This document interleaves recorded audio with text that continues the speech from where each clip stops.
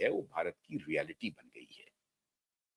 नीतीश बाबू को लगा 81 वर्ष हमारा बहुत आसानी से बीत जाएगा। मैं फिर कह रहा हूं, अगर आप लोगों को लग रहा है कि नीतीश बाबू बहुत बड़े रिफॉर्मर है, reformer social reform by product है।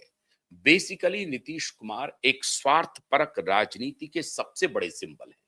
वो लालू यादव से भिन्न बिल्कुल नहीं है। और बिहार का नहीं, भारतीय राजनीति का ये दुर्भाग्य है कि स्वार्थपरक राजनीति इतना हावी हो गया है कि कोई दल, कोई पार्टी अब इससे अछूती नहीं है, कोई परिवार इससे अछूता नहीं है। नीतीश बाबू के बारे में कहा जा रहा था कि नीतीश बाबू देखिए उनका बेटा है, लेकिन वो अपने बेटे को नहीं ला रहे हैं। हो सकता है कि उस वक्त उनके बेटे की पात्रता नहीं हो कि वो उनको सक्रिय राजनीति में लेके आए। जैसे ही पात्रता बनी, वो इससे बाहर नहीं जा सके।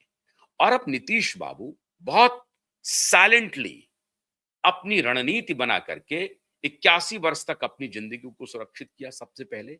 और अब दूसरा पक्ष ये है कि ये जो भीड़ है नई पीढ़ी का, अब सत्ता का हस्तांतरण चल रहा है। अब उसी समय में सोचिए कि उसी वक्त अगर नेहरू के समय में पटेल जी के पुत्री को मिल गया होता, कुछ नहीं मिला पटेल जी की पुत्री को, या और भी लोग थे जिनके पुत्र को पुत्री को मिल सकता था, नहीं मिला सत्ता में भागीदारी। अब उसी प्रकार से अब 46 साल के निशांत को अगर नीतीश बाबू राजनीति में स्थापित करते हैं और सत्ता में प्रतिस्थापित कर देते हैं, तो फिर आने वाला जो समय है वो बहुतों के लिए दूर की कौड़ी हो जाएगी। सत्ता बहुतों के लिए दूर की कौड़ी हो जाएगी। कौन कौन इस जद में आ रहे हैं? सबसे पहले निशाने पर हैं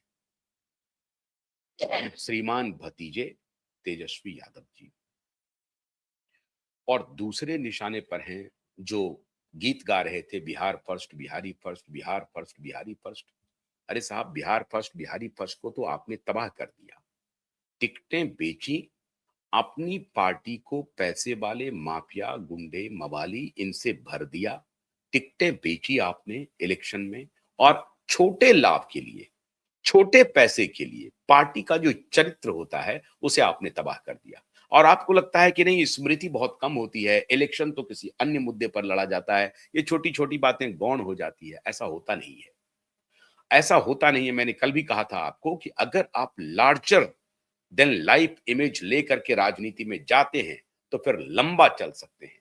अगर आप छोटी मानसिकता रख करके, छोटे लाभ रख करके चलते हैं, तो फिर वही कहानी होती है जो वाजपेयी जी ने कहा था कि छोटे मन का व्यक्ति बड़ा नहीं होता। ये सीधी मान, और टूटे मन से कोई खड़ा नहीं होता। तो छोटे मन, अगर आपका मन ही छोटा है तो आप बड़ा हो जाएंगे, इसकी संभावना नगण्य है। तो माननीय रामविलास जी के सुपुत्र चिराग जी पासवान ने अपनी राजनीतिक हैसियत को खत्म कर लिया था पिछले लोकसभा चुनाव में ही, और उसके बाद विधानसभा में तो समझिए कि मोदी की कृपा रही जो वो बच गए। और नीतीश ने एक प्रकार से अभयदान दे दिया। अगर नीतीश अड़ जाते तो इनकी हालत खराब हो जाती। खैर, फिर भी इनको नीतीश और मोदी दोनों का अभयदान मिला और ये बच गए। और मोटे तौर पर आप कह सकते हैं कि अमित शाह ने इसमें बड़ी भूमिका अदा की। लेकिन श्रीमान तेजस्वी यादव ऑलमोस्ट फिनिश हैं। जिन राजनीतिक पंडित को यह दिखाई नहीं पड़ रहा है कि निशांत की ताजपोशी किस रूप में होने जा रही है, और ये जो मास्टर प्लान है श्रीमान नीतीश बाबू का, ये छोटा प्लान नहीं है। वो ये बार्गेन कर रहे हैं, कोशिश कर रहे हैं कि निशांत बाबू को मुख्यमंत्री का पद मिल जाए। यहां से शुरू कर रहे हैं। मुख्यमंत्री का पद भारतीय जनता पार्टी देगी नहीं किसी भी सूरत में। और अगर मुख्यमंत्री का पद नहीं मिलता है तो डिप्टी चीफ मिनिस्टर बना दिया जाए निशांत बाबू को। इस पर संभव है कि भारतीय जनता पार्टी मान जाए। कोई ना कोई ऐसा डील नीतीश कुमार जरूर कर रहे हैं अंदर खाने, जिससे कि उनका सबसे पहले व्यक्तिगत लाभ ज्यादा से ज्यादा हो। पहले तो मुख्यमंत्री थे, उसकी कुर्सी छोड़ रहे हैं, वो छोड़नी ही थी उनको, लेकिन छोड़ रहे हैं वो इसलिए भारतीय जनता पार्टी को वो कहेंगे कि मुझे व्यक्तिगत लाभ क्या क्या हो रहा है। तो व्यक्तिगत लाभ ये हो रहा है कि मैं राज्यसभा का सदस्य बन रहा हूं, और मेरा बेटा, मेरे परिवार में सिर्फ एक ही है, बाकी सब कजन्स वगैरह वो है, पत्नी है नहीं, एक ही संतान है उनको, एक ही लड़का है। तो उस मेरे लड़के को आप कैसे सेट कर रहे हैं? तो सेट तो ये हो सकता है कि पहले तो वो जेडीयू में आए।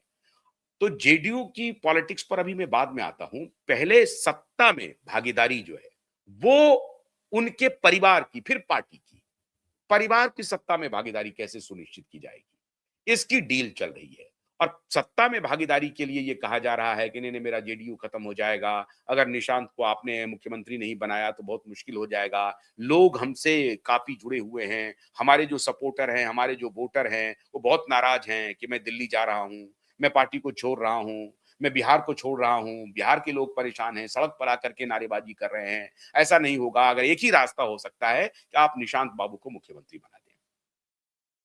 अगर भारतीय जनता पार्टी ने नीतीश बाबू के सामने इस दबाव में यह गलती कर दी, तो समझिए भारतीय जनता पार्टी का इससे बड़ा ब्लंडर हो नहीं सकता है। अभी नहीं तो कभी नहीं वाली स्थिति होगी। 4 साल 5 साल के बाद चुनाव है, 2025 में, अब 2030 में चुनाव होंगे। अभी वक्त है जब भारतीय जनता पार्टी अपना कोई चेहरा दे करके, सुशासन करके, गुड गवर्नेंस करके, बिहार को डेवलपमेंट के रास्ते पर ले जा करके, कास्ट कॉम्बिनेशन को फेवरेबल बना करके, सभी जो सोशल इंजीनियरिंग है वो करके अपनी स्थिति को मजबूत कर सकती है, तब जबकि इनके पास डायरेक्ट सत्ता हो। और अगर इन्होंने जेडीयू के सामने नतमस्तक कर दिया, नीतीश बाबू के सामने नतमस्तक हो गए कि हाँ हम निशांत को मुख्यमंत्री मानने के लिए स्वीकार हैं, स्वीकार कर लेते हैं, तो समझिए भारतीय जनता पार्टी अपनी पॉलिटिकल डेथ वारंट पे सिग्नेचर करेगी। और आपको लगता है कि अमित शाह और मोदी ऐसा करेंगे, जिनकी प्रतीक्षा यही है? नॉर्थ इंडिया में चिर प्रतीक्षित जो सबसे सबसे बड़ा ड्रीम है कि वहां उनकी पार्टी की सरकार हो, उनका मुख्यमंत्री हो, यह सपना है। आप देखिए कि 27 साल के बाद लौटा मामला उत्तर प्रदेश में, और उसके बाद जाकर के काफी लंबे समय के बाद, कांग्रेस की बात कर रहा था, भारतीय जनता पार्टी को काफी लंबे समय के बाद मौका मिला, 1992-93 के बाद मौका मिला, 2017 में आकर के इतने लंबे समय के बाद उत्तर प्रदेश में बीजेपी को मौका मिला सत्ता में लौटने का। और बिहार में तो कभी सत्ता में रहा, लेकिन अलायंस के रूप में रहा, हमेशा सत्ता में रहा, पिछले 20 बरस से सत्ता में है ऑलमोस्ट। आप 1-2 वर्ष को अगर हटा दीजिए जिसमें कि आरजेडी और जेडीयू एक साथ मिलकर के सरकार चला रही थी, जिसको आप यूपीए गठबंधन कहते हैं, तो वो यूपीए भी नहीं था, आरजेडी और जेडीयू का गठबंधन था। उसको अगर माइनस कर दें तो मोटे तौर पर कम से कम 18-19 वर्ष भारतीय जनता पार्टी भी सत्ता में है, लेकिन छोटे दल के रूप में। सीट ज्यादा है लेकिन छोटे, मतलब छोटा भाई बन करके रह रहा है। हमेशा सीट ज्यादा रहा, एक बार सीट खाली जेडीयू को अधिक था, लेकिन सीटें ज्यादा होने के बाद भी 2 टर्म में, इस बार भी सीट ज्यादा है और पिछली बार भी सीट ज्यादा थी। पिछली बार तो 43 ही था जेडीयू का, लेकिन इस बार भी सीट 89 है, 89 है, और इनको 85 है। अभी भी सीट ज्यादा है भाजपा को, लेकिन फिर भी ये छोटा भाई बना हुआ है। तो सीट ज्यादा होने के बाद भी ये नीतीश कुमार को जितना सम्मान दे सकते थे उन्होंने दिया, और अब भारतीय जनता पार्टी का ये हक बनता है कि वो कहें कि हमने आपको जितना सम्मान देना था दिया। 20 वर्ष तक आप मुख्यमंत्री हैं साहब, 20 वर्ष तक, लंबे समय तक, और उसके बाद भी आपको हम ससम्मान राज्यसभा ले जा रहे हैं। दुनिया का कोई न्यायिक पक्ष आप बताइए कि कितना स्वार्थी कोई कौम हो सकता है, और जातीय राजनीति कितनी गंदी हो सकती है। कोई किसी पैरामीटर पे आप इसको आप कह दें कि ये न्यायपूर्ण नहीं है। 20 वर्ष तक एक व्यक्ति को सत्ता में, और पिछले 35 वर्षों से 2 परिवार, 2 व्यक्ति सत्ता में है, लालू यादव, उनका पुत्र, उनकी पत्नी और नीतीश कुमार, ये 3 लोग, और वो भी 2 ही परिवार से। 2 परिवार के लोग पिछले 35 वर्षों से, 36 वर्षों से, बल्कि अब 35-36 वर्षों से आजादी का आधा हिस्सा बिहार में 2 परिवारों ने राज किया। और अब जब एक बड़ी पार्टी है वो कह रहा है कि भाई डेमोक्रेटिकली हम इलेक्ट होकर के आए हैं, तो छोटी पार्टी उसको कह रही नहीं तुम्हारी कोई हैसियत नहीं है, ये मेरी वजह से तुम सत्ता में आए हो। अरे भाई, तो तुम्हारी कैसी हैसियत है? तो तुम ये कह सकते हो कि नहीं हम तो आरजेडी के साथ चले जाते तो हमारी हैसियत बढ़ जाए। मैंने तुम्हारी अपनी कोई हैसियत नहीं है। वो बीजेपी भी आरजेडी के साथ अलायंस कर सकती है। आज अगर बीजेपी कहे कि हम तुम्हें मदद करने के लिए तैयार हैं, आओ हम तुमको मुख्यमंत्री बनाते हैं, लेकिन वहां पर आइडियोलॉजिकल डिफरेंस है। आरजेडी भी ये स्वीकार नहीं करेगी, आरजेडी भी ये स्वीकार नहीं करेगी कि हम बीजेपी के साथ मिलकर के अलायंस बना लें। लेकिन अगर मान लीजिए कि सत्ता ही सौंपनी है, यही तिकड़म करना है, आइडियोलॉजी को दूर रखना है, तो Bharatiya Janata party cut throat होकर के कह सकती है जब हम आपसे अलायंस कर सकते हैं तो आरजेडी से क्यों नहीं कर सकते? ऐसा भी कर सकते हैं। जब आप कह सकते हैं कि आपसे हम अलायंस कर सकते हैं, तो आरजेडी से क्यों नहीं कर सकते? आप सामाजिक न्याय का ताना-बाना बुन करके आरजेडी के साथ जा सकते हैं, तो भारतीय जनता पार्टी भी कहेगी कि हम कौन-सा सामाजिक न्याय के विरोध में हैं। हम भी सामाजिक न्याय के साथ खड़े हैं, हम भी तेजस्वी को मुख्यमंत्री बनाने के लिए तैयार हैं, हम उनके साथ अलायंस कर लेते हैं। अगर ये नौबत आ जाए, अगर ये कोई तर्क है क्या? लेकिन तर्क दे रहे हैं पॉलिटिकल पंडित सब।